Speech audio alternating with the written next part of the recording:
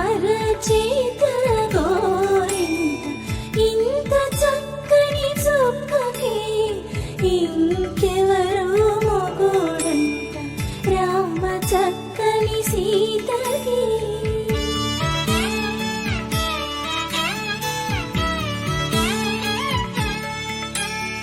పుడతవి పునవేలు విరిచిన పుడమియల్లోడు రాముడే, ఎడమ చేతను శివుని విల్లును ఎత్తిన రాముడే, ఎత్తగలడా సీత జడను తాళి కట్టెద